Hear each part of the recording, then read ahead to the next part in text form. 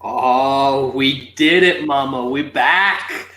My master plan, 8 months in the making, returns to the podcast, drives Jay off to Florida, gives Lance AIDS, and now I'm back in the hosting seat. This is another edition of the mma-analysis podcast. I am your host, Brad Taschuk, and we got Sean here, we got Wes here, Lance is gone. Old Sean is he's leading the Antifa North Carolina chapter, just fighting the good fight. But how are we doing this week, boys? Sean, how you doing? Pretty good. You're on the road again. I'm on the road again. It's been a while. I'm also in the worst place in Canada right now, so just hunkered down, not going anywhere, and just doing what I got to do, and then hopefully get back home, which is the second worst place in Canada, and hunkering down there. But I'll still take this over the alternative down south. But yeah, it's good. You will never be number one when it comes to the. I know, but this isn't even fair. Like, it's not even a fair comparison because of what's going on. It's like, yeah, this is bad for people who give a shit about the rest of the people in our country, or most of them. Remember when India tried to creep up on you guys, Wes? No chance. No. Oh, don't try to fuck with us. No. I mean, Bolsonaro down in fucking Brazil is like chopping down the rainforest and burning down the people, and they still can't catch us. I mean, don't even try it, man. It's bad down here. Kentucky just put back in closing restaurants and shit for 3 weeks, and gyms 33% capacity, just a bunch of shit, and just of course all the fucking mouth breathers are just out. Oh, you fucking tyrants, and my freedoms and this and that. It's like, Jesus, man, like, y'all, what is wrong with people that y'all have to go to an Applebee's for dinner? Like, can't y'all motherfuckers cook a piece of chicken at home? You know what I'm saying? Like, can't you pour a beer yourself at home? Like, I just don't get it. I don't understand it, man. Those are going to be the same people that are like, I ain't taking no fucking vaccine. Oh, of course. Of course. I mean, unless dear leader went out there and said, take it, then they take it. It could be fucking rabbit piss in a vial, and they would shoot it into their butts. It's wild, man. Yeah, we're going to have a real problem down here with that vaccine. And it ain't just like how they made mask political down here. The vaccine is just, we having a really bad anti-vax problem down here, period. Like, yes, that shit, like, I say it over and over, like Facebook is one of the worst things that's ever happened to mankind. Like, that's no bullshit.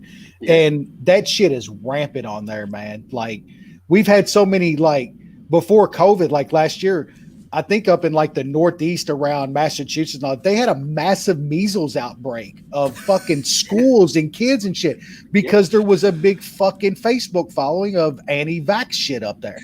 And it's crazy. Like, one person that like started that, got that shit spread so bad in this country is fucking Jenny McCarthy. Like, her small celebrity, she pretty much started a massive anti-vax movement in this country. Fucking crazy. Freedom, baby. Shit. And now she's on some other show where they try and guess who's singing some shit. Oh, she's on there? Dumbest TV shows ever, man. Oh, no. Well, now it's The Masked Singer. It's Can You Guess My Voice? And now they have The Masked Dancer coming out. Like, what the fuck? Like, I'd rather watch two dogs fuck than watch some of this shit. And these old people can't get enough. Eat it up. NCIS that came on, like, there's 16 shit. That shit's doing 11 million old people still. It's the number one watch show in the entire country still. All sports is fucking down, no matter how political each fucking sport is. Don't matter, everything's down. Masked Singer and NCIS is fucking banging, dude. Speaking of anti-vaxxers, we've got some MMA to talk about. Oh, yes. Yeah, speaking of some flat earth QAnon fuckers, let's talk MMA. Man, I don't know if there's any news because I don't pay attention to that shit. I do know that Mark Goddard is terrible at his job. Oh, That's one thing that we can confirm. The problem with Goddard though is like most every other MMA ref, he's terrible, but he thinks he's the best and he thinks he does nothing wrong. That's Mark Goddard's main fucking problem. and he just will never admit that he's wrong. Yeah. Yep. Never could admit he fucked up. He was snoring, man. You could hear it. That was bad, man. And I had money on the other dude, and I was like, he was probably gonna get his ass whooped in the next round, but still, that's just a bad call. You just they did announce Max against fucking Calvin, dude. Gator. Like that is just no pants fighting right there, man. That's as good as it gets for me. That fight is gonna be just so fucking good. I don't care where Max is now in his career. That's going to be like one of the most high-level kickboxing matches you can watch in MMA. It's going to be ridiculous. I'm just happy that Cater finally got a 5-round fight because I think his style is suited for that, and it's kind of screwed him over in some high-level or some important fights that he's had previously, and he could do some big things in 5-round fights. Probably already has a title shot if he had fought nothing but 5-round fights. Yeah, like he's right he's a problem. That guy's really fucking good. But Max also, I mean, there was a lot of people writing off Max, me included, in that Volkanovski fight, and he looked fine. Might have won that fight. I actually thought like he looked way better than the first fight, and I thought he won. I mean, I was a little biased in that fight, but I mean, I'm still not completely sold on. It's more I'm not completely sold on Volkanovski that I think Max on the other side that Max is like losing it or something. Just not completely sold on Volkanovski. You know, a fight that I wish we could make as far as like universal matchmaking is Pitbull against Volkanovski. I think that would be Pitbull sleeps him. That's why I want it made, because Pitbull sleeps that motherfucker, and everybody thinks like Volkanovski's like some great featherweight and shit. I'm just like, and going back how people shit on Bellator and all that, like Bellator legitimately might have the best 145er on the fucking entire planet. Like Pitbull is that fucking good. You mean the guy that knocked out the guy that was gonna fight for the 155 belt on short notice in UFC? Yeah, exactly. Yeah, but their last couple of weeks, and we're probably not going to break it down because there's one good fight on the card. But Bellator this week with their featherweight GP and Caldwell against Little McKee. That's a fight too. That's the non-boring McKee. Yeah, that's an awesome fight, man. That's a really good fight. Yeah, so Bellator, and they're starting to get into this groove like they used to have, where they're getting a card every week. So I've been watching Bellator the last couple of weeks. Getting one or two fights is good, high level MMA for Bellator. Better than the shit you're seeing in everything but the UFC main events. Like what would you rather watch the past couple of weeks? The Contender Series and everybody jerks themselves over, or this next Bellator card on a Thursday night, or the last one? Like there's I mean, the last week's Bellator card stacks up with that UFC card. Like what are we really talking about? And then the GP they're doing, like that's the type of shit that we're missing in fighting, dude. Like it doesn't have to be like straight by the book MMA constantly. Like UFC wants to paint themselves as like, oh, we're the sport, we're the quote unquote sport. We're generic.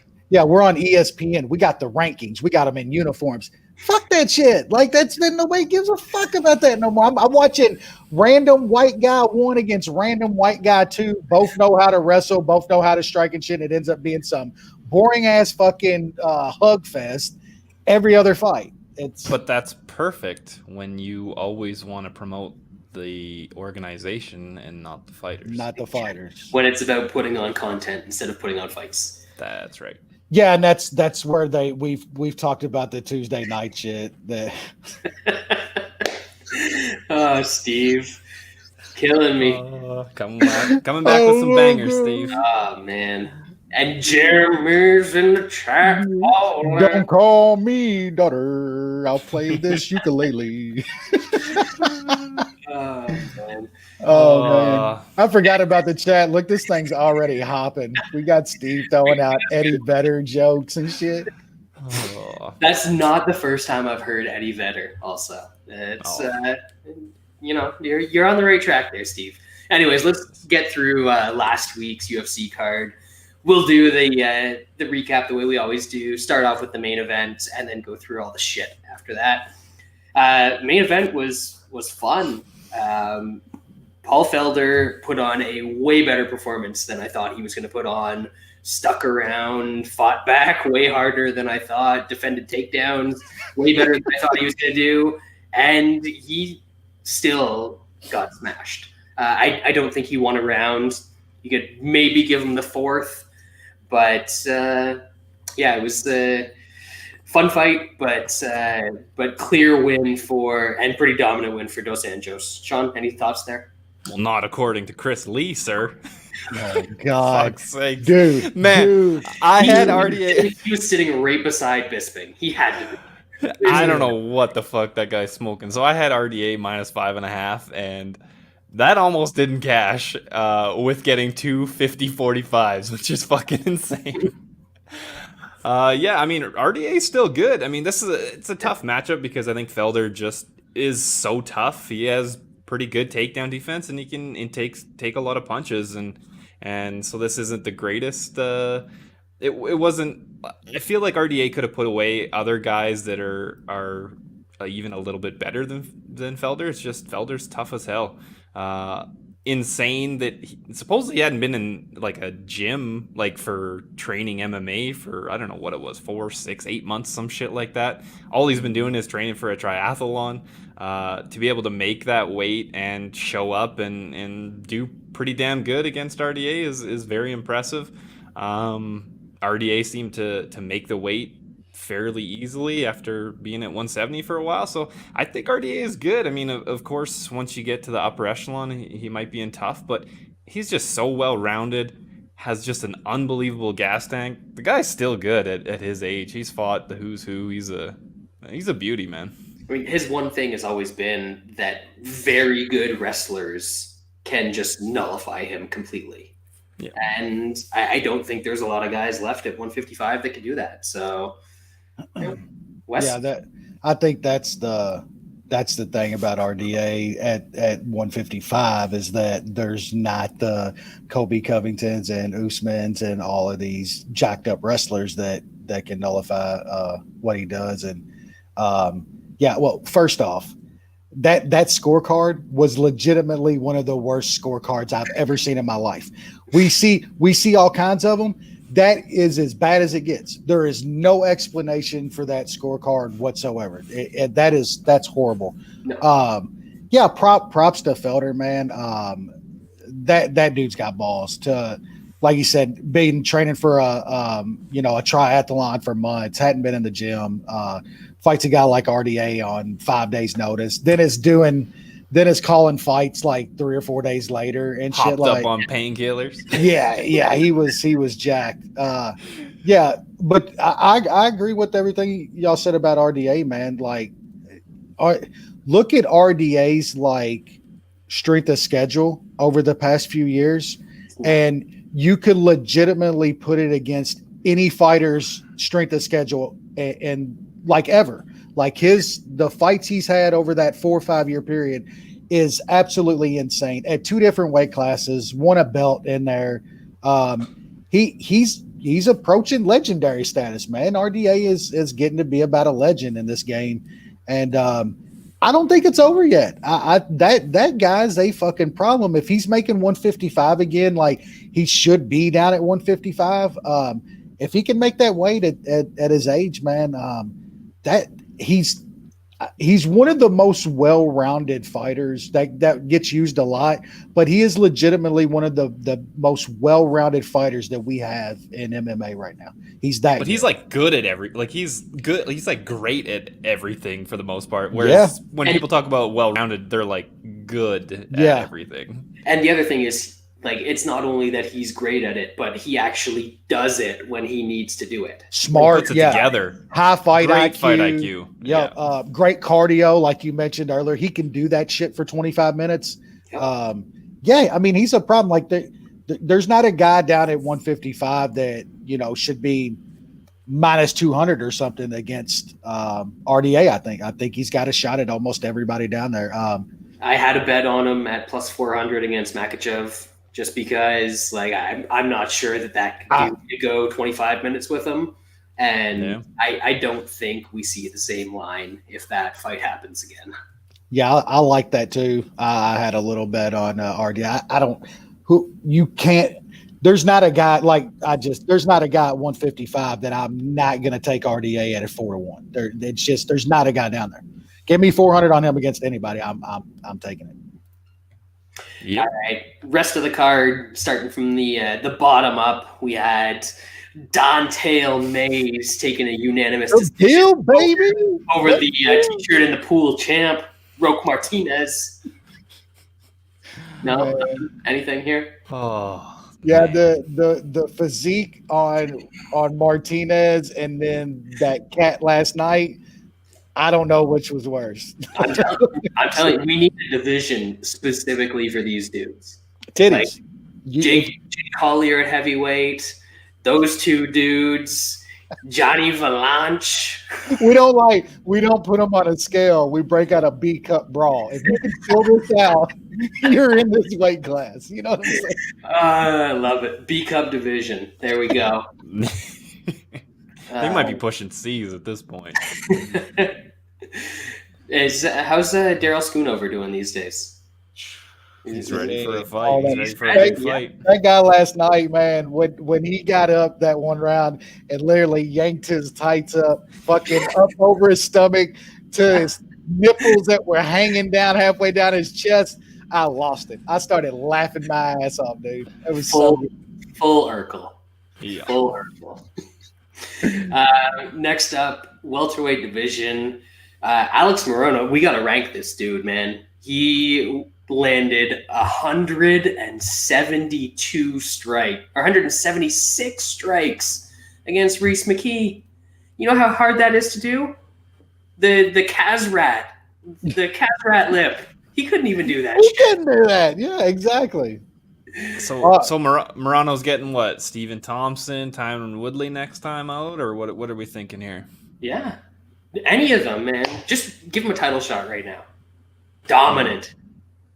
All I know is I love Moreno on that fight and made some good money. And the fucking calfless wonder was out there selling fucking picks on Reese McKee. Look, how you come to the conclusion that you should even bet Reese McKee, I don't know what you're looking at. You literally might be one of the dumbest motherfucking MMA cappers I've ever seen in my life. What were you watching? What I want to know. Like, I'm so curious. What did you see out of Reese McKee that you thought you should fucking sell a bet on him against Rowe? After watching him last time out, get absolutely fucking throttled. I don't care how good you think. Fucking. Well, Chimaev's a goat, so I mean, it's hard to measure that. Still, but you watch that and you're like, I gotta bet that guy. I gotta get money down on this dude against fucking Moreno. I did like Moreno in that fight. And you're right, man. Moreno was like, that dude's tough, man. That guy's a pretty decent fighter. He's turned, he's not bad. Not bad at all. Well, the thing was that people were questioning his chin after getting smoked by Chaos. And we'll talk about more on that later. Yeah. Moving up, bantamweight division, split decision. So I've got two doors that go out to my deck from my house, and I was taping and painting a room during this card during the prelims. So I was taping this. And I was watching through two sets of doors, and I saw Tony Gravely getting a bunch of takedowns, and that's all I really saw. So I don't know how this fight really went, but he was on top a lot, but people thought that he lost. I don't know. What was the take here, Sean? I bet Gravely, and I still haven't watched this fight. I could not give two fucks. Our buddy Sal D'Amato gave the fight to De Freitas, so that might clue into what happened. But Wes, it was a close fight? I mean, MMA decisions, they're all for Gravely except one person. All of them for 29-28 other than one, and then somebody had one card for De Freitas. So I bet De Freitas is a slight dog, small, and Gravely probably won the fight. But I mean, dude, we got to start doing something with guys that are just humping. Like Gravely, that's all he did. He just would take him down and lay there. You know, some like guys like Brad probably score that fight for De Freitas because De Freitas was literally trying to do shit, was on his back trying to get a sub, was trying to throw up a punch while he's laying on his back. You're going to lose that fight every time in today's scoring, and you probably should if you're getting controlled like that. But yeah, I never want to see Gravely again. Nothing's going to make me go out of my way to be like, I got to see fucking Tony Gravely fight again. Absolutely not. Yeah. Miguel Torres still beat Demetrius Johnson. I stand by it. Yeah, I mean, who cares? All right. Speaking of who cares, Kanako in intergender MMA here. The little Asian boy just kept getting takedowns against Randa Marcos. You know, I tried to find a Munich soy beer for Lance's sake. But I could only find Munich wheat. But you know, Lance thought Randa was going to win this fight, and that was, she's not good. No, she's terrible by someone that can actually wrestle. Yeah, it's kind of bad that there's so much love out there for Marcos. I mostly from our fellow Canadians like yourselves, but y'all are not so. Y'all are two of the few that aren't just like blinded by your country's flag when it comes to fighting and sports and shit. But man, Marcos is not good, and she's really not good at stopping a fucking takedown. And the little Asian boy can fucking wrestle. Like she's got some decent wrestling. Yeah, I had her in a little parlay, and it was fairly easy. Yeah, I'm an idiot. I bet Marcos small just because I wanted to know if the little Asian boy could wrestle. She can. It was a good price to see. I have a guideline when it comes to women's fights, and that's that I always skew to the side of the actual grappler. Just because very few of these women know how to keep distance and can keep fights at range and actually dissuade their opponent from coming forward and getting into the clinch. So if somebody has a grappling advantage, especially in terms of getting takedowns, that's a huge advantage in women's MMA because it is 2003 when it comes to women's fights. Speaking of which, people said this was a bad decision. I was on my way to pick up Korean fried chicken, which if you haven't had it, absolutely fucking delicious. Highly recommend Korean fried chicken. I thought Kay Hansen won this fight, but anytime you get outstruck by somebody that's got a 4'10" reach, insanity. And you get beaten up while you've got back control and a body triangle, you can't really complain about losing a fight. So no, that was bad. Go ahead, Sean. Go ahead. I just sprinkled on Hansen by sub. I was like plus 400. She had a couple spots that might have been close, but I think it was a close fight. I think this is another one where it's a bit of a position over more strikes. Most people scored it for Hansen. Everybody scored it for Hansen. Damn near everybody, yes. I let out a little woo in the car when I saw the decision. So it was close.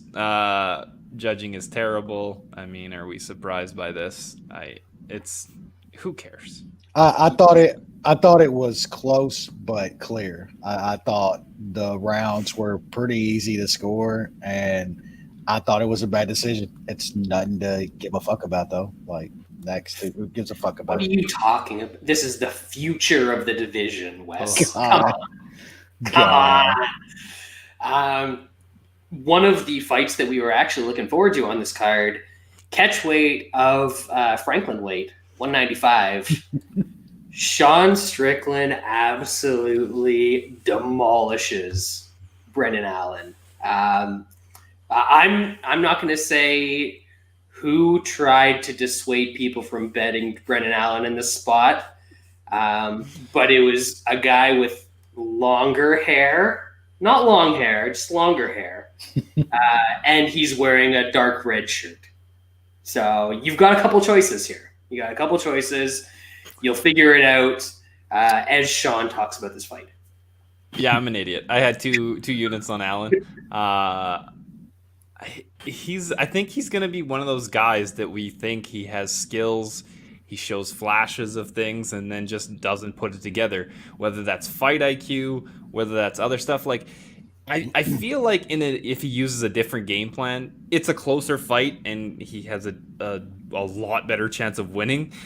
He was throwing good leg kicks, but he was just letting Strickland just fucking tee off on him. And I don't know if that's just kind of always the case. He just has poor striking defense or whatever it is, but he seemed just cool, just getting lit the fuck up on the feet.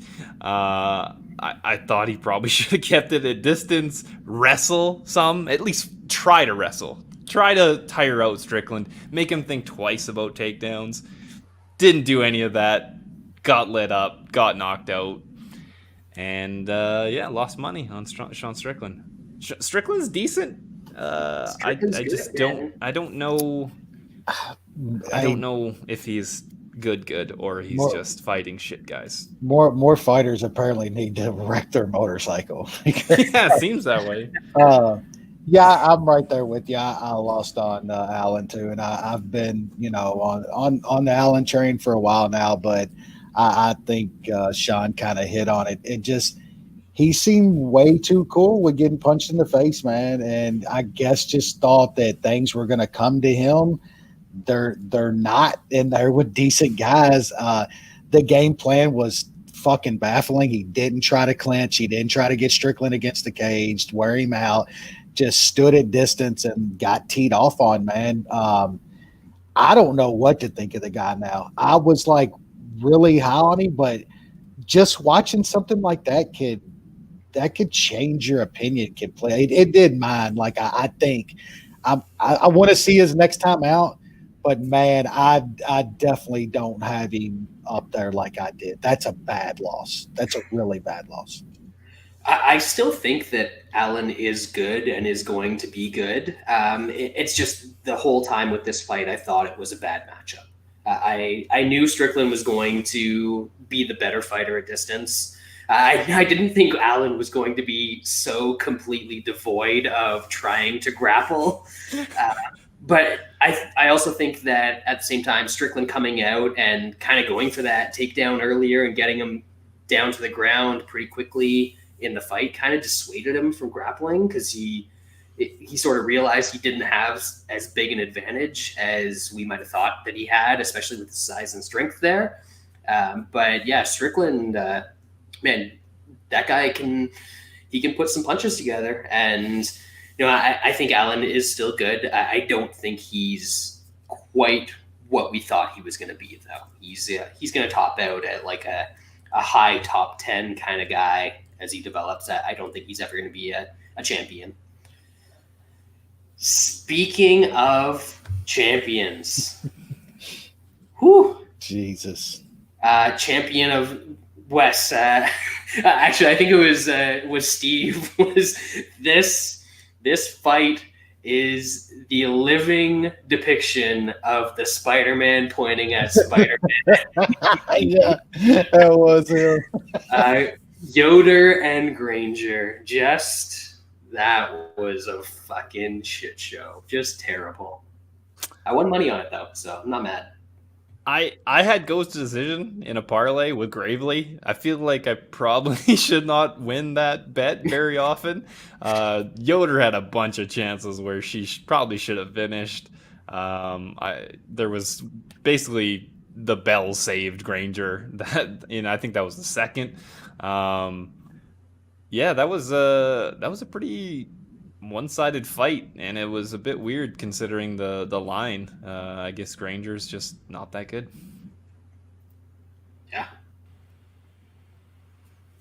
Yeah. Wes, did you enjoy the Yoder Granger fight? I spaced out. I'm counting draft money. I feel you. That was bad. Can we just move on, please? We can move on. This man,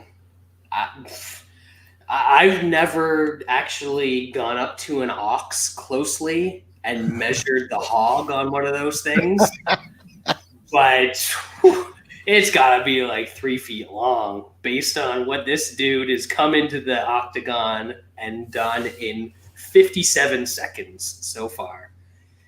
So, Kaz Rat, the ugly-lipped motherfucker from Sweden, gets ranked, and this guy who actually smokes 2 dudes who belong in the UFC cannot get ranked. What kind of world are we living in? He needs a name change, man. I told you, if he's Chaos Williaminoff, he's probably the 12th ranked fucking welterweight right now. Like you said, 57 seconds, 2 knockouts against, at this point, UFC level caliber fighters. That knockout, just a short punch and violent. He lifted him off his feet with a short, straight punch. That was wild, stiff as a board. Yeah, I don't know what else this guy has in his game, but he's sure as hell fun to watch. Whatever, if anybody can stand with him, that's for sure. Yeah, we need to see him in some other spots. But yeah, you hit on some good stuff there. That this guy is doing this to Al Hassan is people like that guy. I saw people betting him. He's minus 200 in this fucking spot, and people were like, yeah. Rank this. I don't even know what to say. Rank this guy. Get off the nuts of some dude that gets built up and just is beating up fucking the Reese McKees of the world. But he can wrestle and he's Russian. It's insane, man. It's funny, like you said. This guy's name's fucking Williamoff, and he's fucking top 5 right now. People saying he's the next champ. Straight up, I don't get it. No. Yeah, honestly, I still don't think this guy is great. I think once somebody drags him into a fight, then he's going to have a little bit of trouble. But getting to the point where you can drag him into a fight is very, very dangerous. So probably bad for your brain health. Any parting notes on the UFC Fight Night 7,242 card, or whatever we want to call it these days? It ended nice and early. Yeah, no, that's a very good point. I still think that they're trying to put on all these fucking cards, man, and COVID's taking people out over here in the States when we're running them over here, and this shit is getting so watered down, dude. I know we've been talking about it for a few years now, but this shit's getting kind of bad, dude. I love watching fighting as much as the next person, but fuck. It was getting watered down, and now with COVID, it's just completely dilute. They literally have to put on cards to get paid by ESPN. Mm-hmm. They don't give a shit what they look like. The shitty thing is we lost a couple decent fights on the weekend. We had the Smoka Quinones fight that we had, I think, consensus or Munich, whatever, on it. Eric Anders was supposed to fight. That's gone. And we Sparbag. Yep. We've also turned like something that was really enjoyable in the Contender Series into a fucking goddamn human trafficking fucking ring. So they can get bodies for these short notice undercard fights. And you know, you remember some of the talent that came off those first few. I mean, we're going to see one fight for a title this week, you know, and now last night they literally had a 38-year-old, 270-pound flabby titty motherfucker on the Contender. Like, I mean, even that got ruined by them just having to put out content. It's not great, man. I don't see how this is sustainable. You're eventually going to turn off even the newbie fans that still love all MMA like I did fucking 15 years ago would watch anything. You're even going to start turning those people off, man. They're going to start realizing this is just not a good product. Yeah. And I don't know if like the good up and comers are just saying fuck that, I'm not fighting in Contender Series because of the way it's set up and the whole just bleed aspect of it. I don't know what it is. Maybe they just I don't know. I honestly don't know. Like we've seen it. It was solid it was really good in the first season.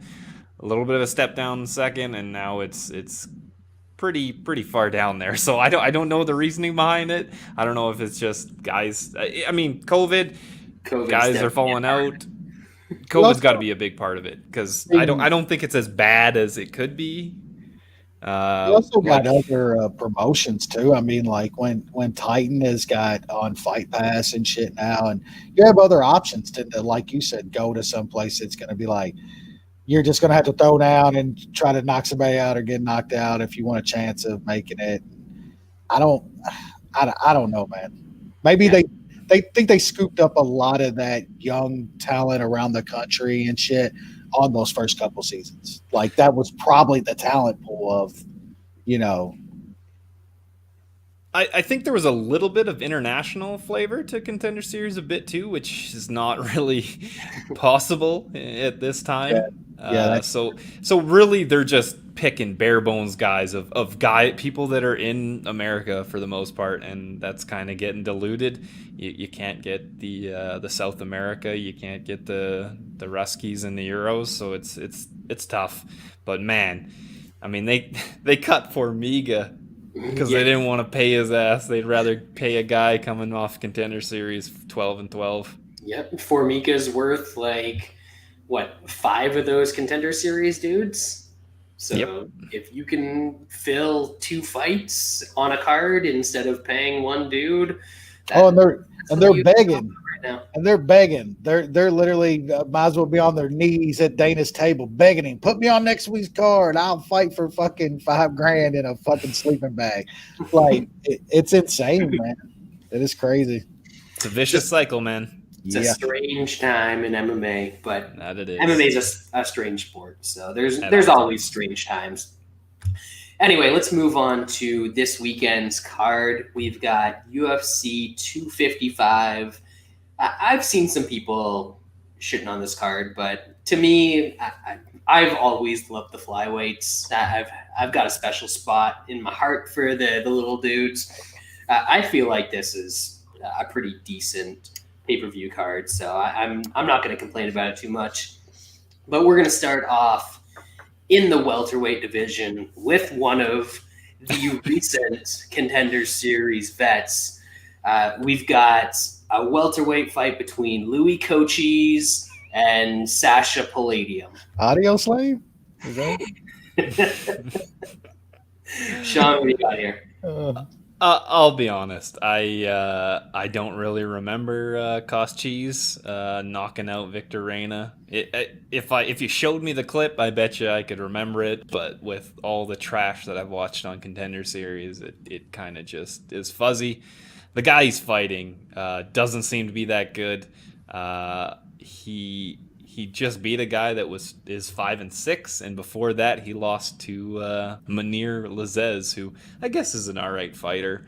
So I kind of get why he's -400, but I don't want to lay minus 400 on this regional shit. Wesley? Hold on. This guy is the number 12 ranked middleweight in South Korea. That dude's fucking from like Portland, Oregon or something.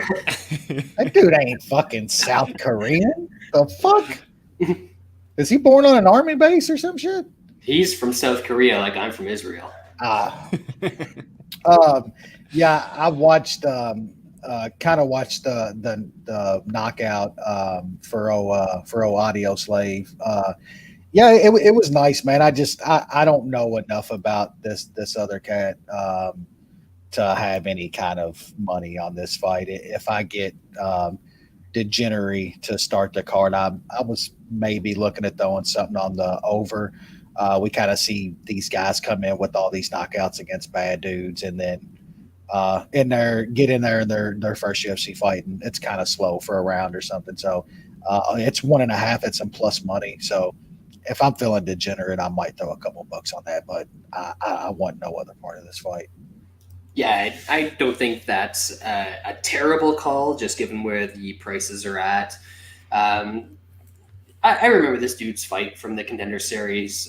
Rain is a pretty decent sort of regional series vet, and Cochise just went out there and absolutely smoked him. And that seems to be what he does to everybody.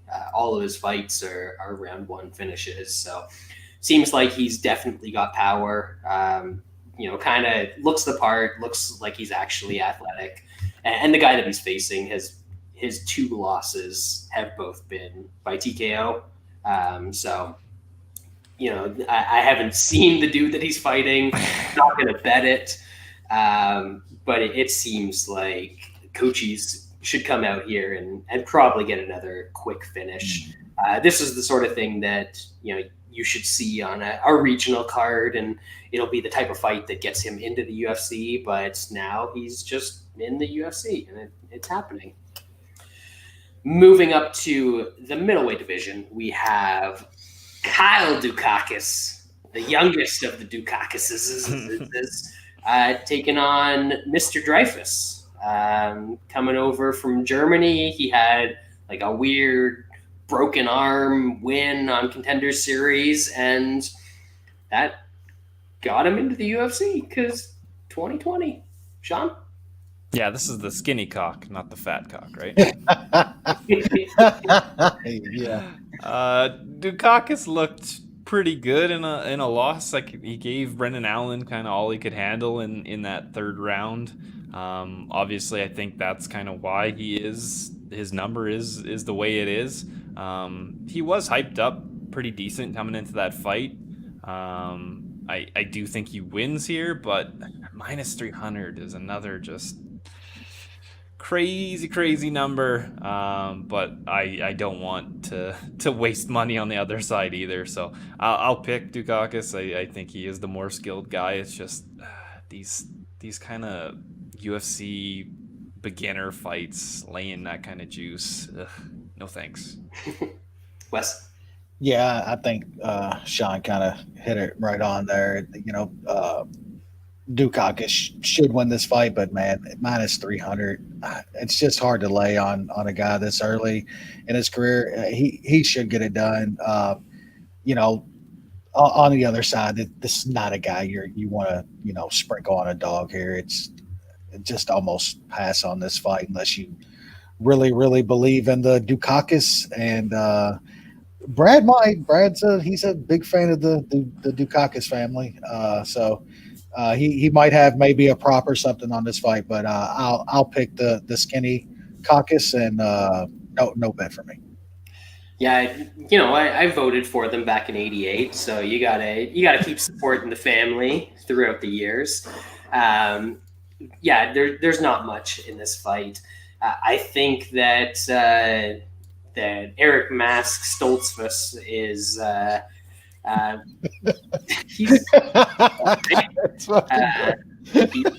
he's got some wrestling. I think he's going to hang around in this fight.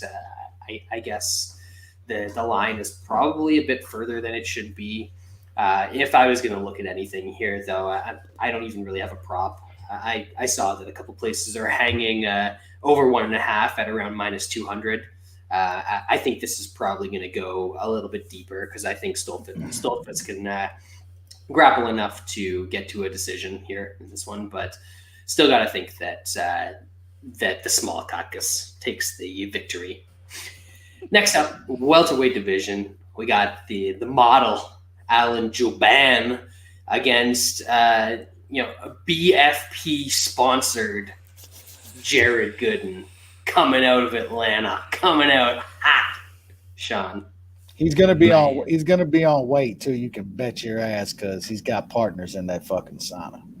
Believe that shit. I mean, they're just draining all his fluids from him in that sauna. I wasn't going there or anything, but goddamn. Gooden, if you look at the guys that he's fought, they are absolute trash bags, the guys that he's beat. I don't know if you guys watched his Titan fight against Bruno Oliveira, the guy that just got absolutely waxed by Ulberg just on Contender Series recently. He tried to hump him a bit in the pre-fight when Bruno Oliveira was getting introduced, and then Bruno Oliveira beat the living shit out of him. Gooden didn't land a single punch on him. Yeah. Gooden is not good at all. Bad. I don't know. He's bad. I don't know if Bro Hugs was giving out some free handies to some UFC brass or what was going on, but I don't know how this guy got in the UFC. Jouban is the much better fighter. That chin is a liability.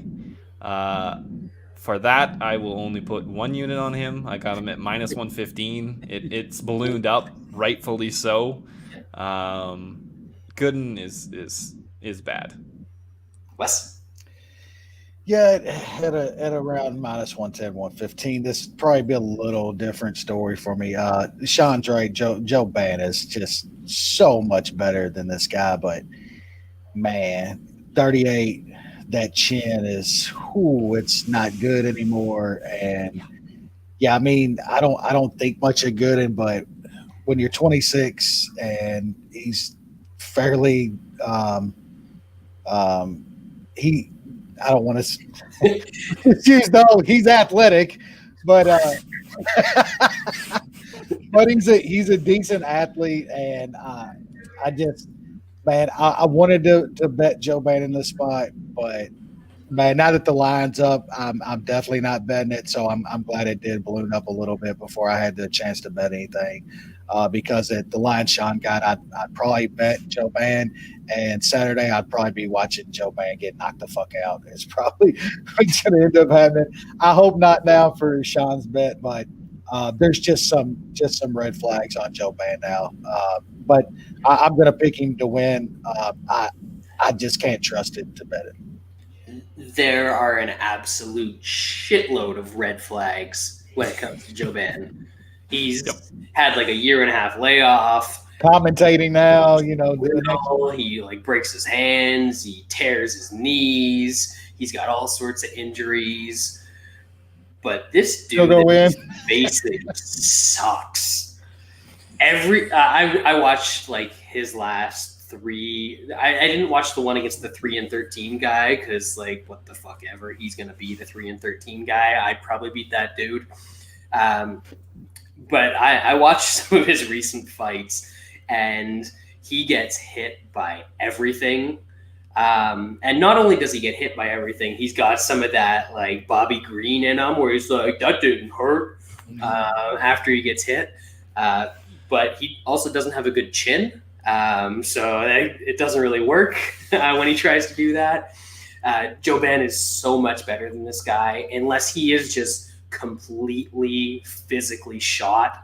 He's going to win this fight. So I didn't get quite as good a line as Sean, but I got a unit on him at -138. Moving up, but staying in the same division, we've got Daniel Rodriguez fun fighter, against Thomas, he blinded me with science, Dalby. Sean? Rodriguez is fun, and he throws a lot of heat.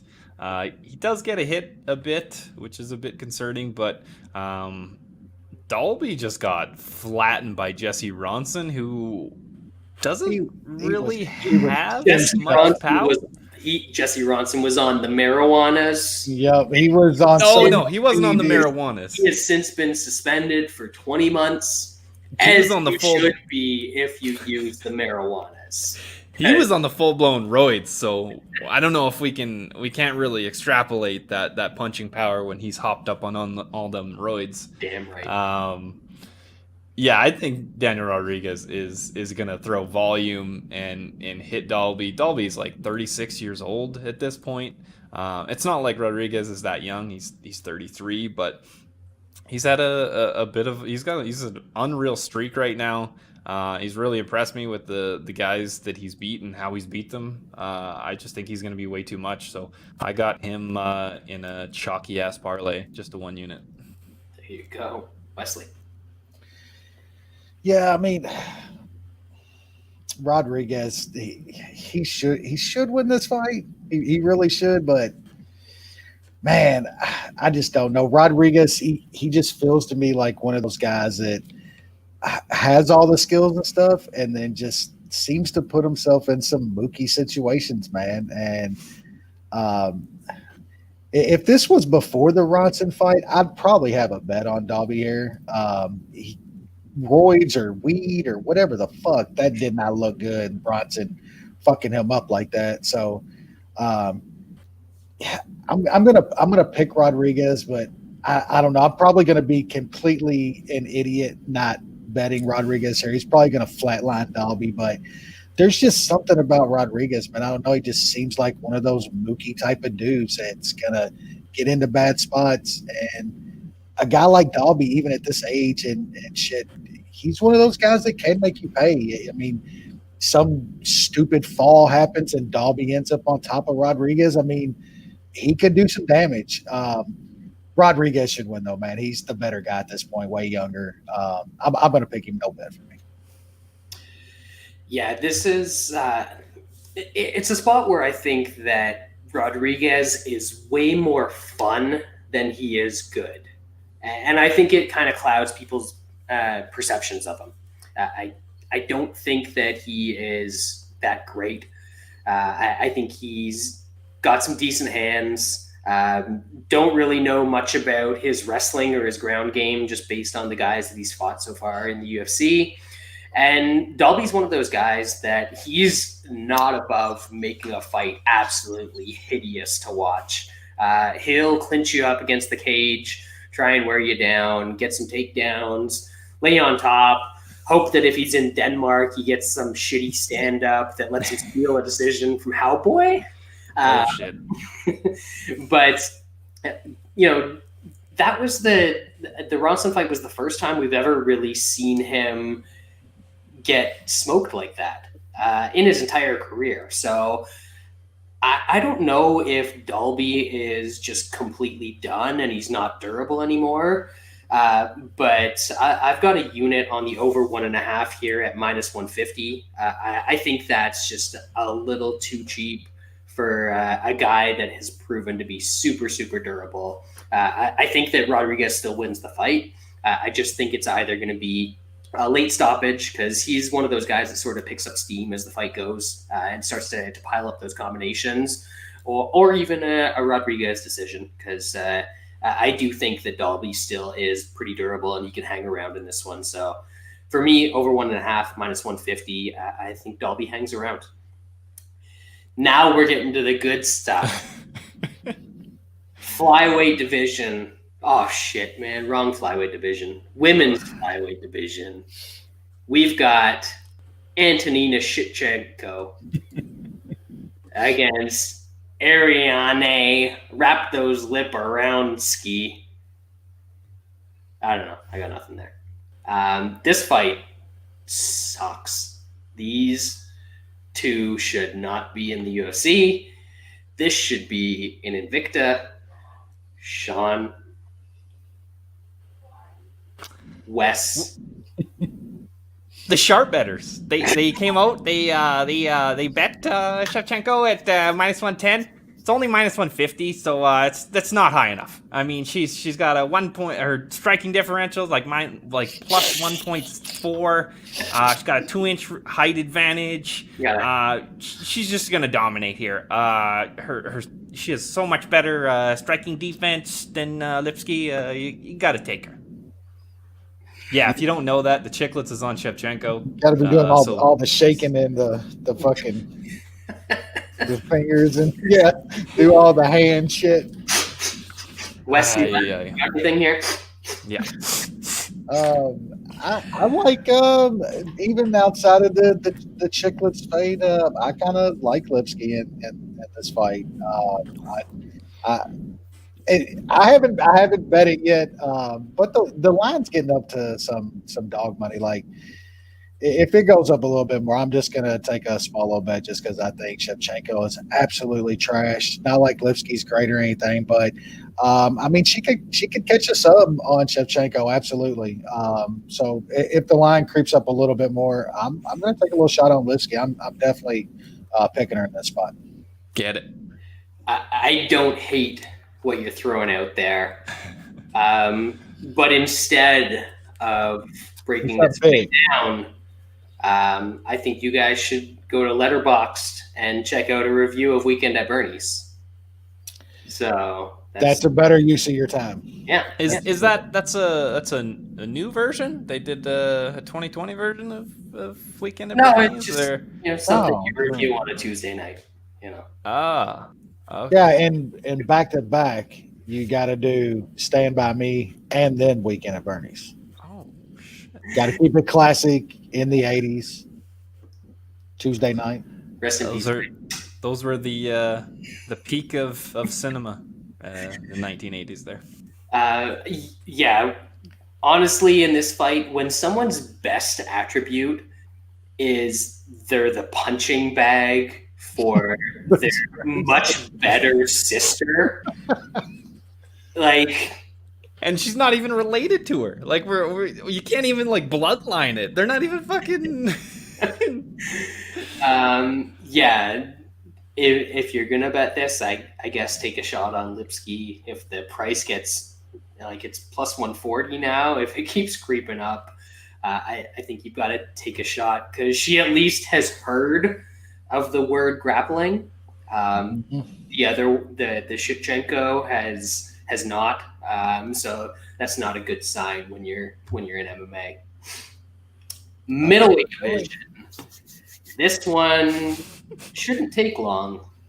We've got Joaquin Phoenix, not River, Phoenix. Joaquin Phoenix Buckley taking on the Beverly Hills Ninja, Chris Farley / Jordan Wright. I thought Chris Farley was on Contender Series last night. The dead belly was. You could dig up Chris Farley tomorrow and he'd probably give you a better fucking showing. He's got a shit ton more athleticism than that guy. Sean, what do we got here? I'm wasting money on this fight. I threw a half a unit on the Beverly Hills Ninja. I am straight up. God. I am straight up. He is not good. He is not good. But I am fading the hype that is Joaquin Buckley because we've seen this a million times before. I think Wright has power. He could hit Buckley. I got it at plus 240. I had to throw a half unit on that. I had to. Gun to my head, I had to. Wesley, what do we got here? Look, man.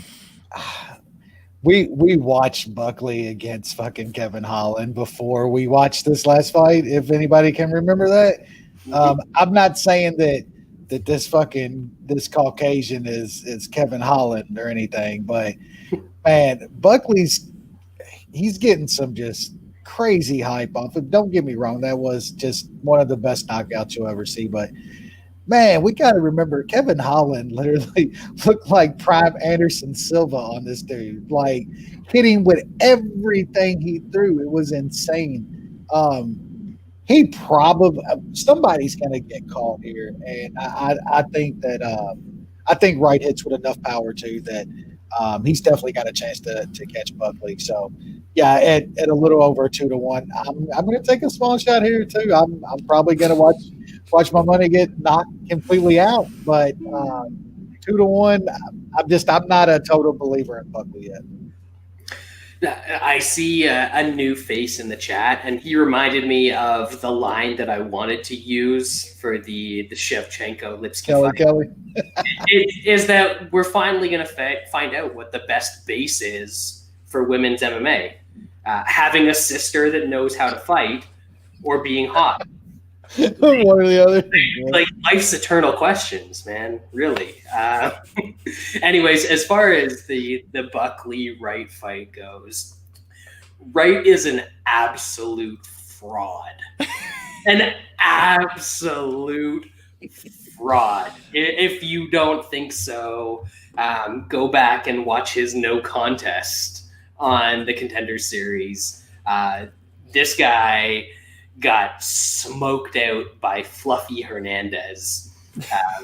And Buckley isn't great, don't get me wrong, but Buckley can at least hang in there with decent dudes, take some shots. He's fought Logan Storley, he's fought Kevin Holland.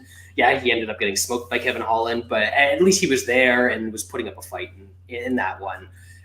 He's going to come out, and I think he's going to bum rush this dude, land some stuff, and just absolutely smoke him out of there in the first round. And because this dude is such a fraud, I do have Buckley in a parlay at -2 with something else later on the card. Smart man, Brad. You are the smart one on this podcast. I try. I'm just a reasoned, rational human being.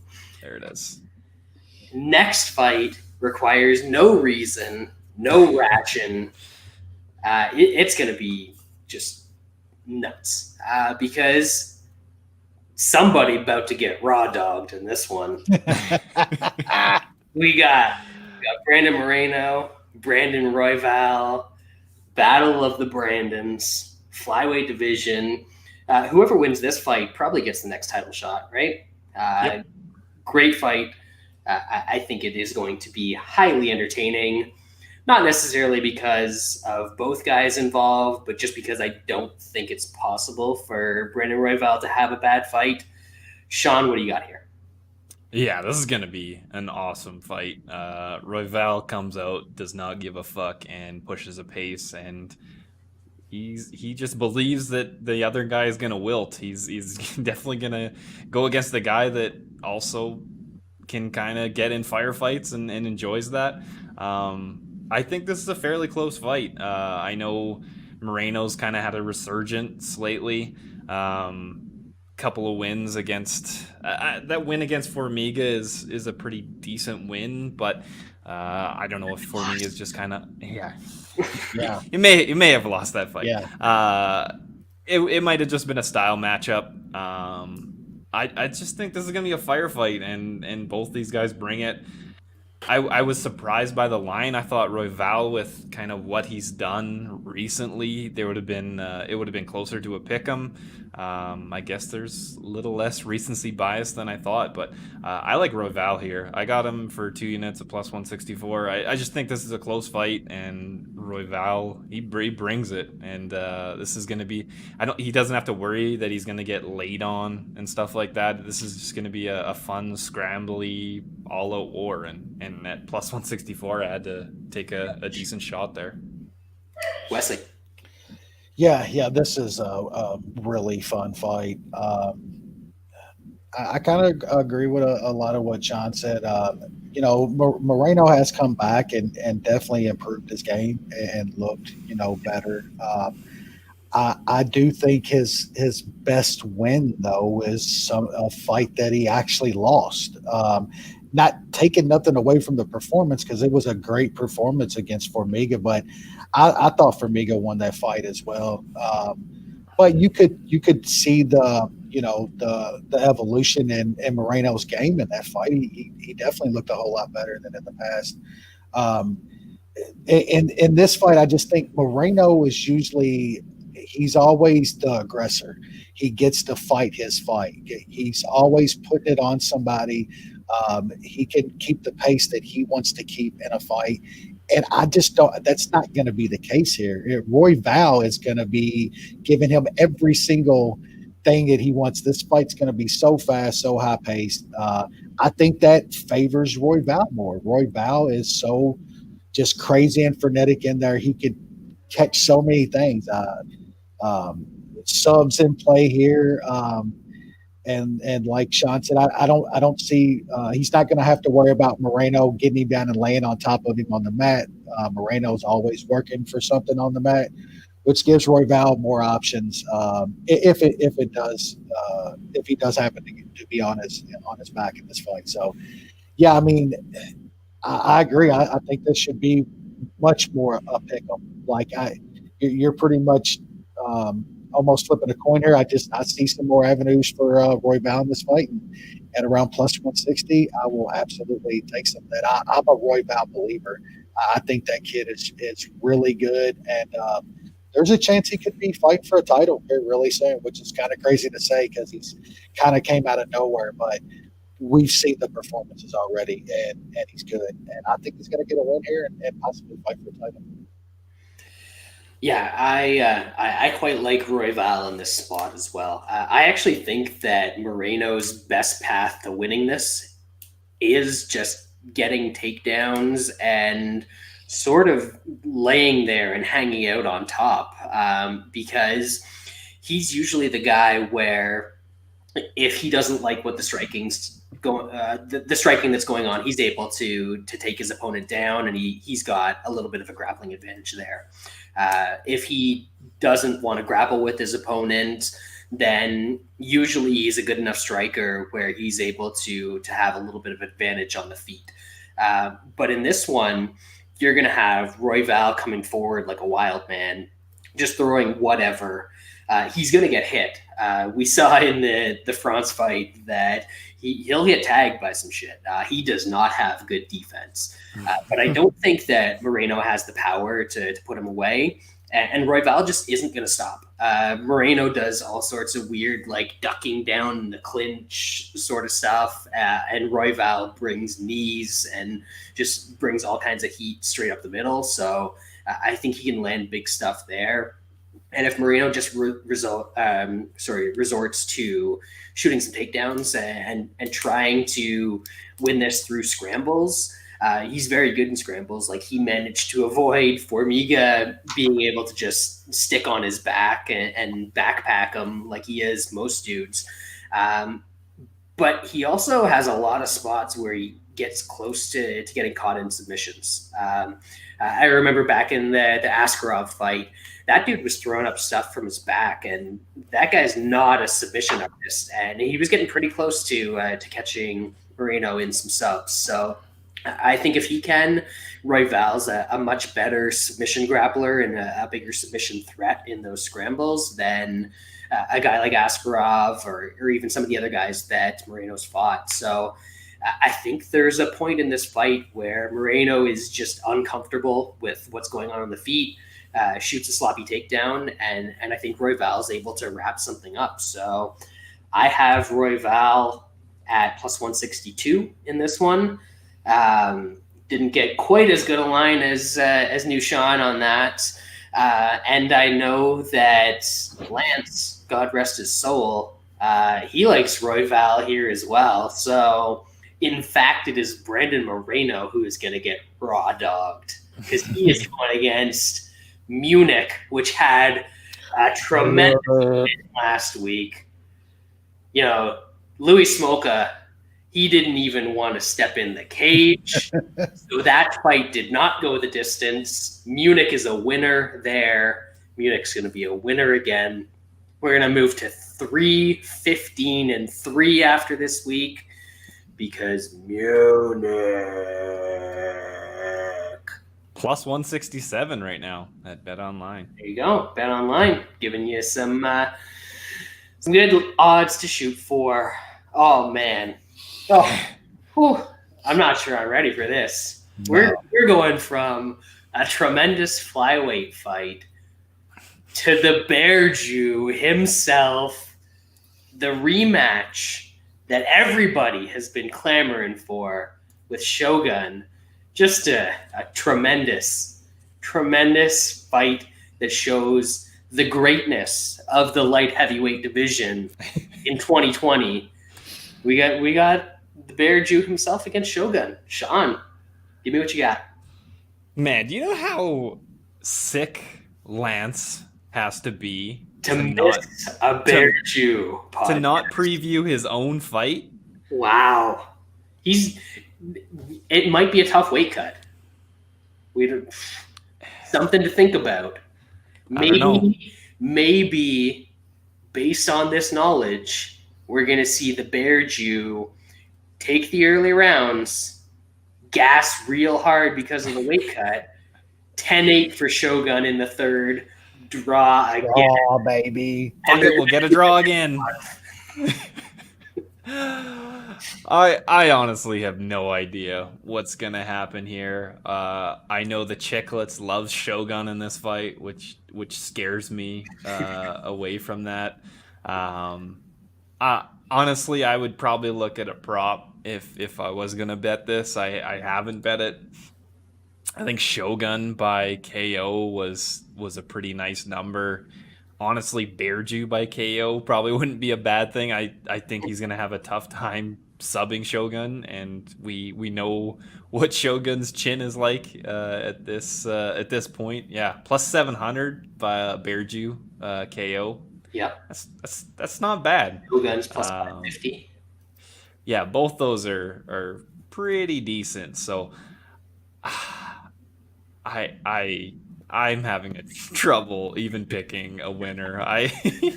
That first fight was something else. I'll pick Bear Jew to win.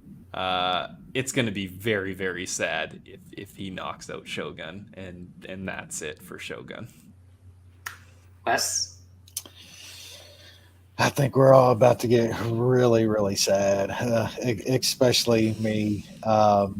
Yeah, I'm one of those old fucks. I have very, very good memories of watching Shogun at 3 or 4 o'clock in the morning in his prime, and I think it's going to be bad, man. I think the guy's he's done, dude. He is done. I've never thought much of the Bear Jew personally. He's cost me some money. I won some money on him in his last fight, though. That was like finally came around. Yeah, I did, and now I'm like fully on board in this fight. I think the knockout is a good look, and if you play him by knockout, you could almost play the other side by knockout. You could play Shogun by knockout as well. I think it's one of those spots to where he does get Shogun, clips him with something, man, and maybe ends up on his back, just kind of throwing some punches until the ref steps in and stops it. I just got the feeling this is not going to be good for Shogun. I hope I'm wrong. I really do. I can't see it. And like I said, I've never Bear Jew is good at what he does and everything, and I just never thought he was some great fighter. But I mean, Shogun in his prime literally highlight reels this guy, and we're seeing it on SportsCenter top 10 if it was today, but it's not. Shogun is like 38, but he is legitimately 75 in 5 years. It's crazy. Yeah, I don't think anything is gonna be good here. I'm gonna sprinkle on Bear Jew by KO, and I'm gonna put some on fight doesn't go decision as well, and hope for Shogun KO. Yeah, it's a weird one because like normally you want somebody like if you're cheering for the Bear Jew, you want somebody to take him down. Because most dudes at light heavyweight, he can probably triangle. Honestly, I don't think he can sub Shogun. I think Shogun's good enough that he can avoid that stuff.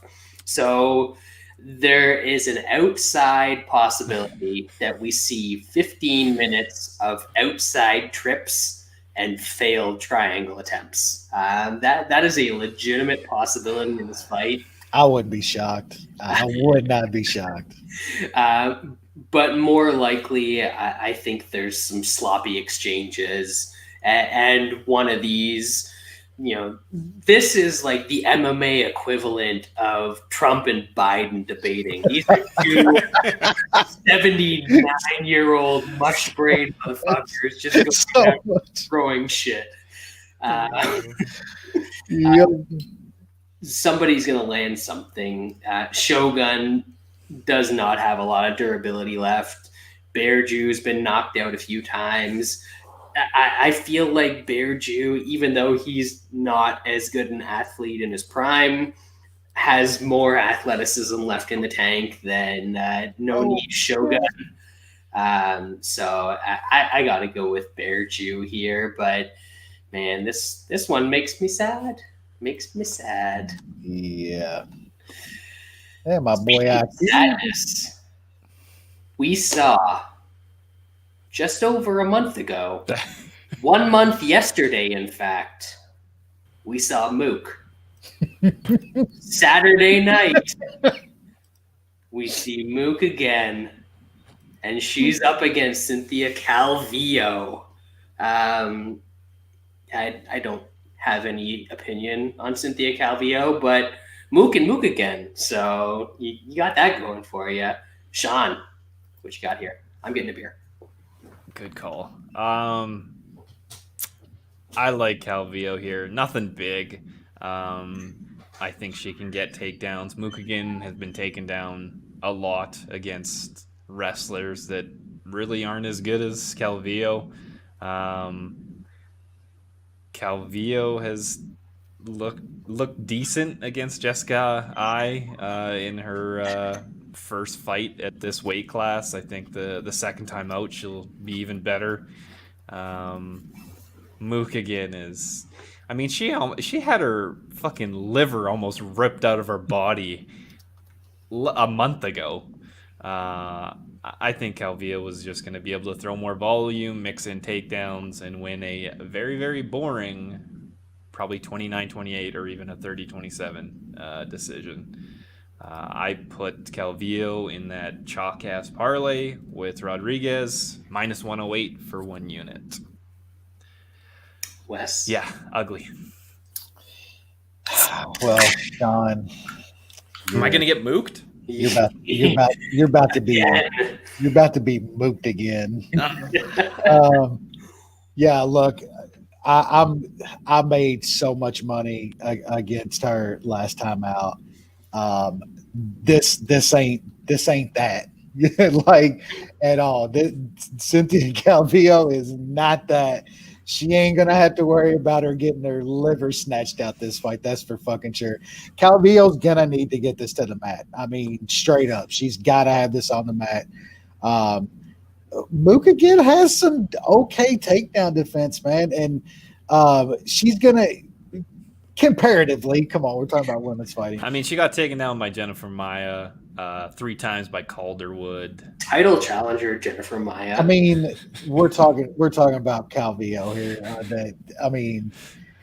But anyways, like if Mook again keeps this at some range, she is literally gonna piece her up for 15 minutes.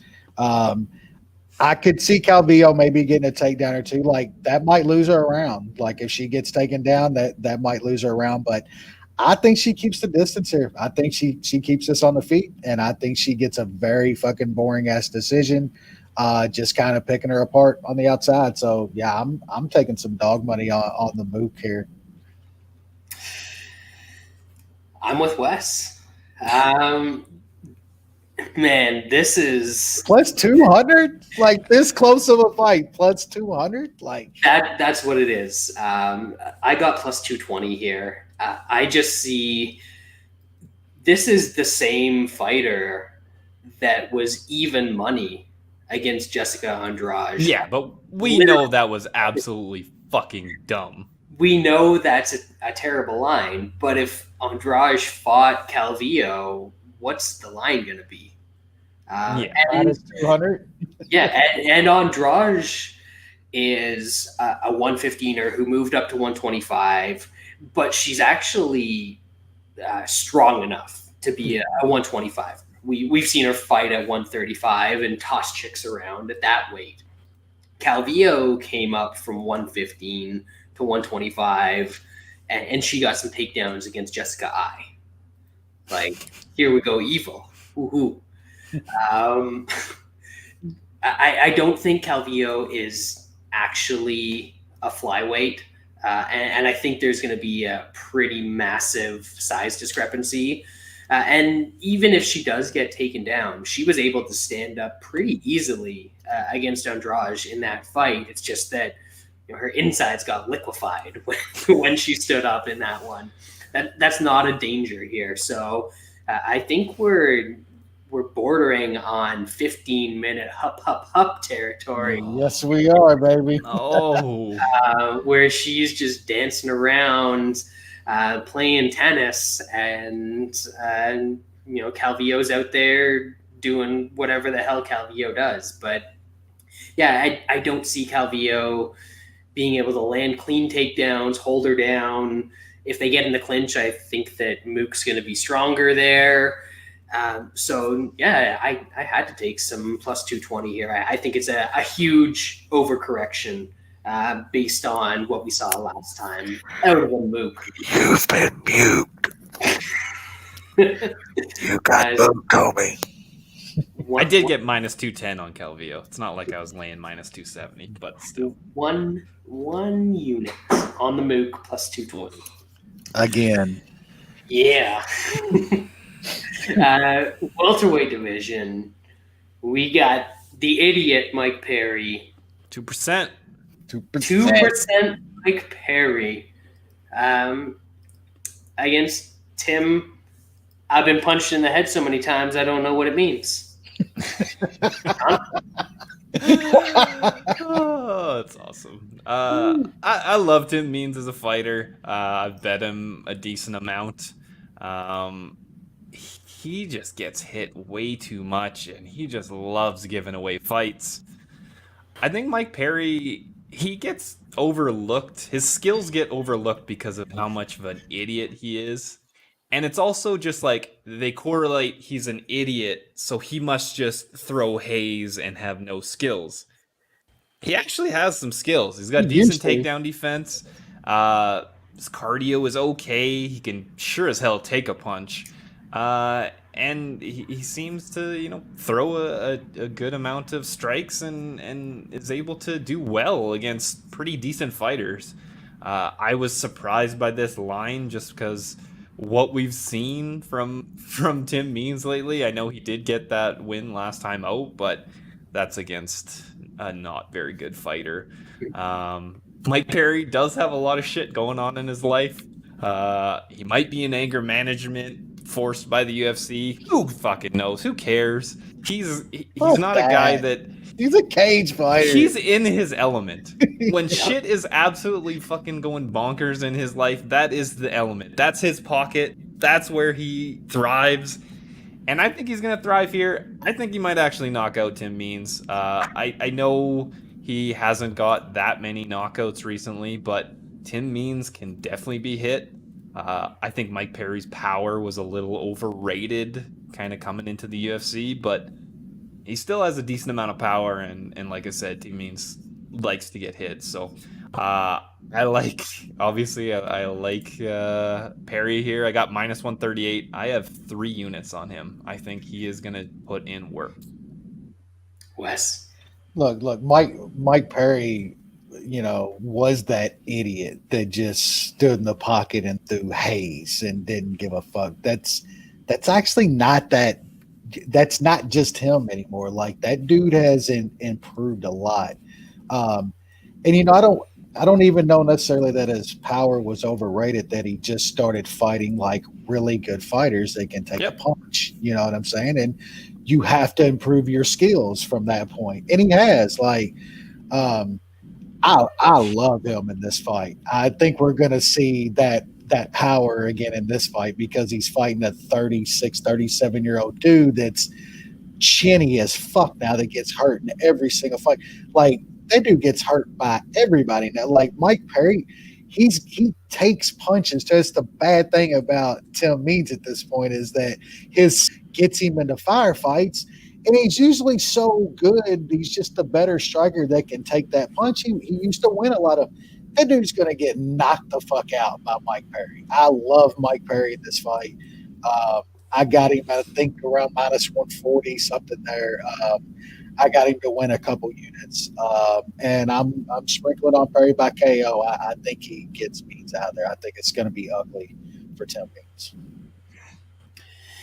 Yeah, this is the rare fight where I just looked at the money line and I didn't even bother looking at any props because I think Sean said it right, that people think that Mike Perry, because he's an idiot outside of the cage, is an idiot inside of the cage. But he's actually developed. He fights the way he should fight. And he changes it up for different styles. He does have better wrestling and grappling than you think he does, just because he is such a dummy. And then he doesn't have great power. I don't think he's got the power that we thought after like the Hyung Yu Lim fight or like his early fights in the UFC. But he's got decent enough power. And Tim Means, his defense is just non-existent at this point. Anybody who's willing to throw punches against him is going to land against him. And Perry is going to be able to stay in the pocket. He's going to be able to stay calm. And he's going to throw back. Even if Means starts to try and throw some combinations and starts to try and get some volume on him, I think that Perry is going to be able to answer back. If he does get into trouble on the feet for any reason, I think he can get takedowns in this fight and win from top position too. So I just think there's a lot of ways for Mike Perry to win this fight. So I also snatched up that minus 138 line that 365 had for a while. And this is my biggest bet since I came back to betting MMA. I got 4 units on Mike Perry. That wasn't a white power sign. My bad. I swear, it was not a white power sign. It's the exact opposite. It's the 2% power sign. Mike Perry is this week's consensus bet of the week. Lay it. Yeah, we got in there early. There's still like minus 150 and stuff hanging around. I'll play it straight. I'll play that. Lay it. Yeah, I still think you can lay it. So Mike Perry, consensus bet of the week. And we'll see you on the other side. Finally, well, not finally, but we're moving up to the title fight portion of the card. There's 2 flyweight title fights. And then I think the winners fight each other to determine the real flyweight champion. But first, we have non-shitty Shevchenko taking on not Damian Maia. Sean? Yeah, I don't think there's much to be said here. Shevchenko is going to smash. I don't know if she gets a sub or if she gets a KO. I do think she gets a finish. I grabbed minus 160 for a unit. If she doesn't finish, I think it should be in the rules that you just have to get rid of the division. If you can't finish the person you're fighting when you're a minus, 13, 14, 1,500 favorite, the division gets cut off. So it's riding on her. Hopefully she gets a finish so that she can continue fighting in her weight class. If not, we move on. Counterpoint, if she does get a finish, we should also cancel the division. We can do that too. Yeah. We can do that too. Yeah. Wes, what do you got here? Yeah, this is Shevchenko. Is she going to end this or not? And I'm gonna probably put her ending it in a small parlay. That's all you can do with this fight. It's gonna be one way traffic. Will she get her out of there? It's the only question. Yep. So earlier I said that I had Joaquin Buckley parlayed with something later on the card. The other leg of that is the over 1.5 here. I got it at around -250. Not sure where it's at right now. Probably around the same because that was yesterday. I think that I picked that up. 2.5 is -135. 2.5. I took 1.5. Shit. I think by 2.5 she might get her out of there. But Shevchenko always takes her time. She's one of those fighters that like gets her range and does all sorts of nothing in the first round of fights. And Maia's not somebody that's crazy and is going to just like rush in, Force it, and try and get herself knocked out. So I think this is going to go at least 7.5 minutes. So I've got over 1.5 here, parlayed with Buckley. I think this is just easy work for Shevchenko. Yeah, eventually maybe they'll find her a fight. I don't know. But yeah, she'll fight Nunes. That's the only person she can fight. That's the only one, really. Yeah, it's guys, just stop it. Get some help. Yeah, Get into this experiment. It's not good. Michael Jordan gif. Guys, stop it. Get some help. That's right. Main event.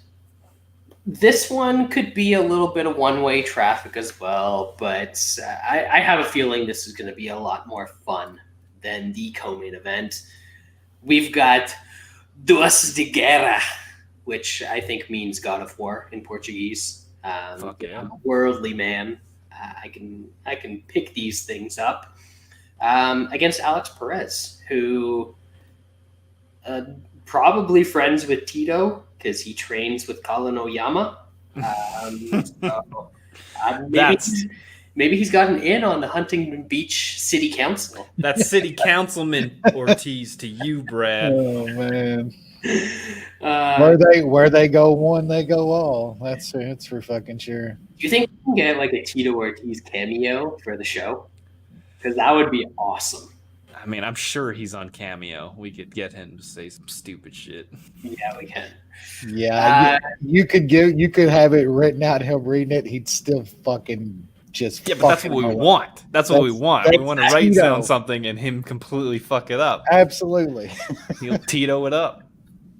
Sean, what do you got here? Yeah, this is going to be an awesome fight for however long it lasts. Figueiredo has obscene power for a 125er. We've seen Perez get hit and get knocked out in that Benavidez fight. I think Figueiredo is going to be able to do that and more. We'll see if Perez can have some success getting Figueiredo down. Juicy was able to get him down a couple times, but I think that's just a different guy. Formiga is just a better guy at controlling somebody once they get down. I think Figueiredo's just gonna, if he does get taken down, he's gonna be able to get up pretty quickly, and then it gets scary again on the feet. -300 is a bit high, but I did put that with RDA last week for a unit at +108. I'm not really putting more money into it. Even Figueiredo inside is like -2 something. Everybody expects him to knock this guy out. I do think it happens. Figueiredo's awesome. Hopefully he makes weight and nothing dumb happens there. If it doesn't, I mean, just fight anyway. Who gives a shit? Nobody really cares about, well, the UFC doesn't care about flyweights, so who cares if there's a belt or not? This is going to be an awesome fight. Wes? Yeah, well, Perez could still fight for a belt if he makes it. Figueiredo doesn't, but man, I don't know. Figueiredo, should win this fight. I just think this line's a little off, man. I think Perez is a different fighter than that guy that got stopped by Benavidez. The question is just has he improved that much to where he can hang with Figueiredo for? It's probably going to end before 25 minutes.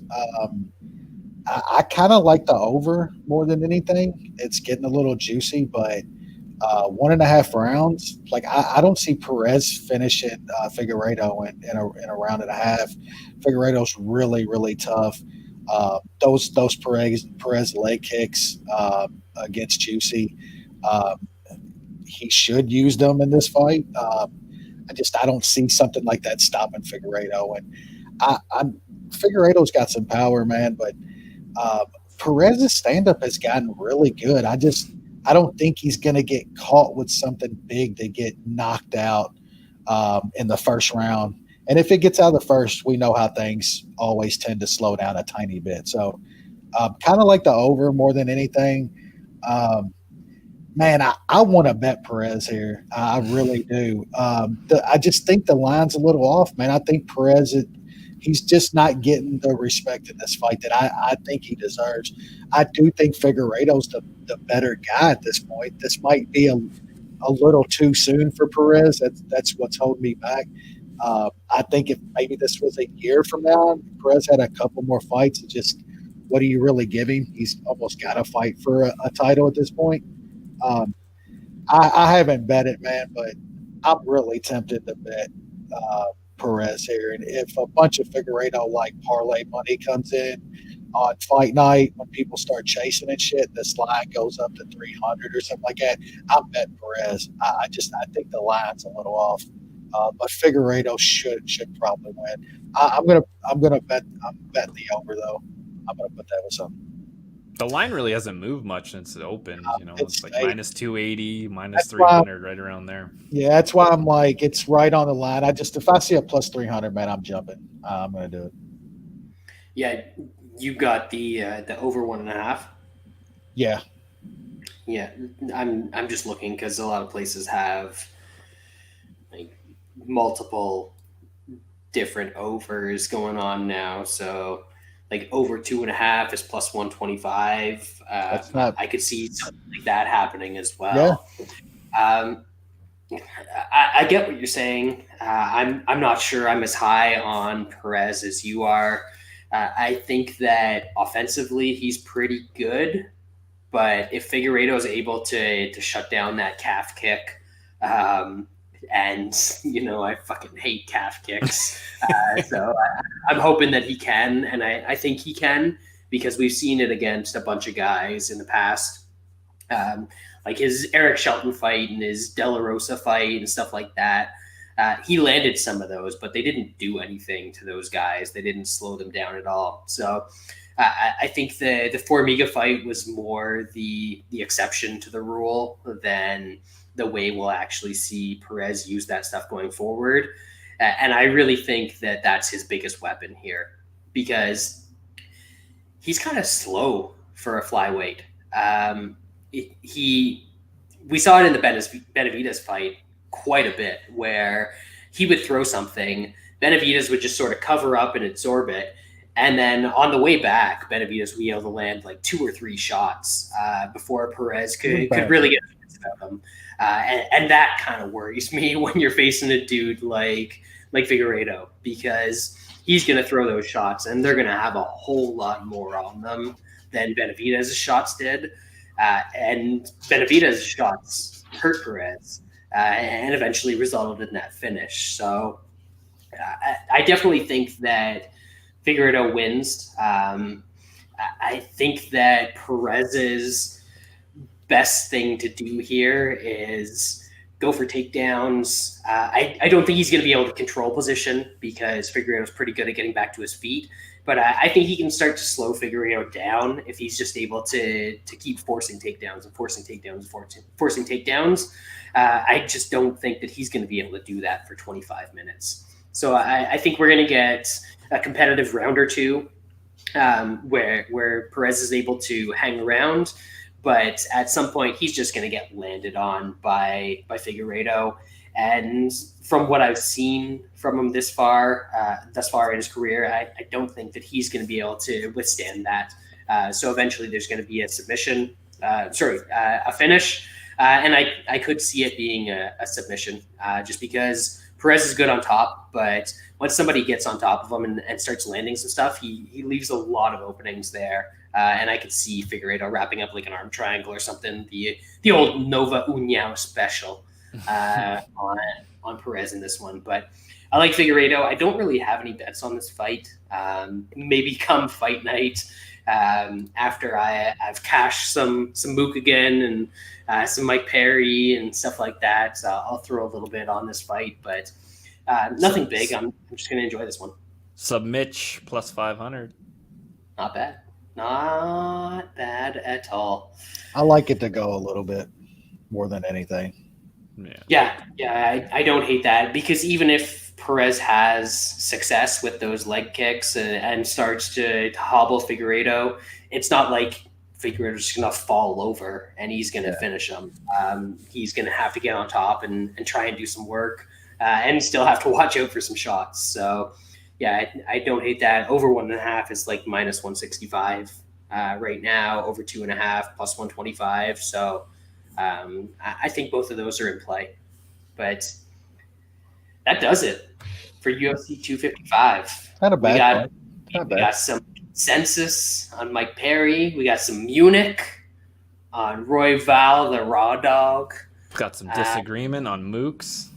Yeah, that's right. We got some disagreements on, well, not the shitty other flyweight championship fights. Some Bear Jew and Shogun. There's going to be some mocking people on the fight or on the pod next week based on what happens. Beautiful. And then, of course, we have Wes's favorite fighter next weekend. The Beast is back. Oh, get the fuck out of here! I don't even. I blocked that out of my mind. Who is he fighting again? Oh, yeah. Blades, baby. Lance is gonna fucking break his top 5 rule. Yeah, he is. He tries to use the same, but then breaks it whenever it's convenient. Lance, we see you break it. What's going to happen is I'm going to have a big, massive parlay that cashes with fucking Blades, and he's going to be beating the shit out of this dude for fucking like 20 minutes, and then Derek Lewis is going to knock him out, and I'm going to fucking lose all kinds of money again. Hey, at least with Derek Lewis, you've always got a chance to hit the live line. Yeah, hit the lotto is what you got. You do. But yeah, there's some decent stuff on that card next week. We got Moicano and Fizzy Pop is a decent fight. That's good. Caramel Thunder. Caramel Macchiato is going off on that one. Yeah, hell yeah. We're just gonna be like laughing at the nicknames next week. That's Man-ass. We got the ginger fucking steroid guy. Yeah, Spike. Spike's back.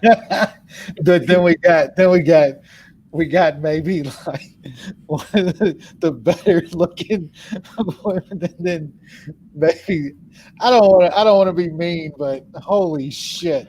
That's Ostovich is an underdog to Gina Mazzani next week. Ostovich and Mazzani, huh? That is a contrast in styles. We'll just put it. Yeah. We'll put it that way. Yeah, you're right though. Plus money against Gina Malzani. Come on, bro.